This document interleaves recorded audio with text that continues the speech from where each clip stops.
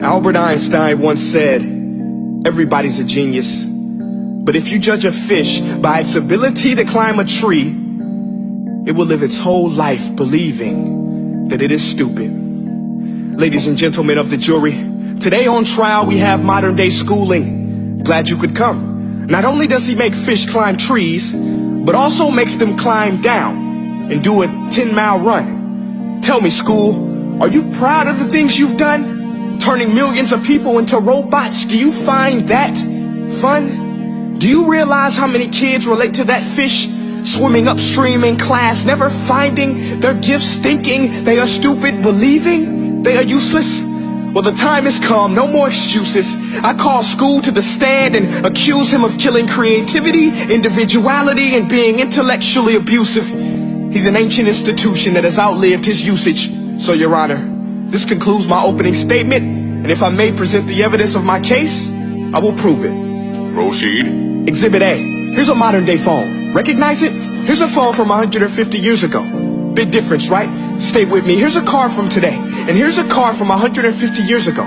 Big difference, right? Well, get this. Here's a classroom of today, and here's a class we used 150 years ago. Now ain't that a shame? In literally more than a century, nothing has changed. Yet you claim to prepare students for the future? But with evidence like that, I must ask, do you prepare students for the future or the past? I did a background check on you and let the record show that you were made to train people to work in factories, which explains why you put students in straight rows, nice and neat, tell them sit still, raise your hand if you want to speak, give them a short break to eat, and for 8 hours a day tell them what to think. Oh, and make them compete to get an A letter which determines product quality, hence grade A of meat. I get it. Back then, times were different. We all have a past. I myself am no Gandhi. But today, we don't need to make robot zombies. The world has progressed. And now we need people who think creatively, innovatively, critically, independently, with the ability to connect. See, every scientist will tell you that no two brains are the same. And every parent with 2 or more children will confirm that claim.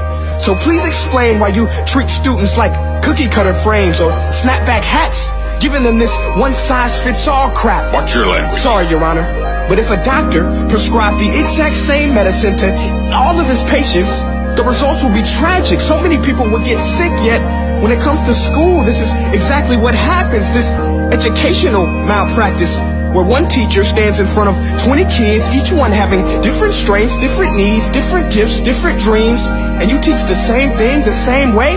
That's horrific. Ladies and gentlemen, the defendant should not be acquitted. This may be one of the worst criminal offenses ever to be committed. And let's mention the way you treat your employees. Objection. Overruled. I want to hear this. It's a shame. I mean, teachers have the most important job on the planet, yet they're underpaid? No wonder so many students are short-changed. Let's be honest. Teachers should earn just as much as doctors, because a doctor can do heart surgery and save the life of a kid. But a great teacher can reach the heart of that kid and allow him to truly live. See, teachers are heroes that often get blamed, but they're not the problem. They work in a system without many options or rights. Curriculums are created by policymakers, most of which have never taught a day in their life. Just obsessed with standardized tests. They think bubbling in a multiple choice question will determine success. That's outlandish.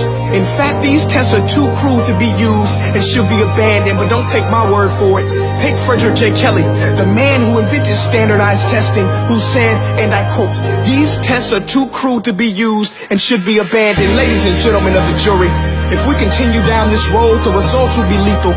I don't have much faith in school, but I do have faith in people. And if we can customize healthcare, cars, and Facebook pages, then it is our duty to do the same for education, to upgrade it, change it, do away with school spirit, because that's useless. Unless we're working to bring the spirit out of each and every student, that should be our task. No more Common Core. Instead, let's reach the core of every heart in every class. Sure, math is important, but no more than art or dance. Let's give every gift an equal chance. I know this sounds like a dream, but countries like Finland are doing impressive things. They have shorter school days. Teachers make a decent wage. Homework is non-existent, and they focus on collaboration instead of competition. But here's the kicker, boys and girls. Their educational system outperforms every other country in the world. Other places like Singapore are succeeding rapidly. Schools like Montessori, programs like Khan Academy. There is no single solution, but let's get moving. Because while students may be 20% of our population, they are 100% of our future. So let's attend to their dreams, and there's no telling what we can achieve. This is a world in which I believe, a world where fish are no longer forced to climb trees. I rest my case.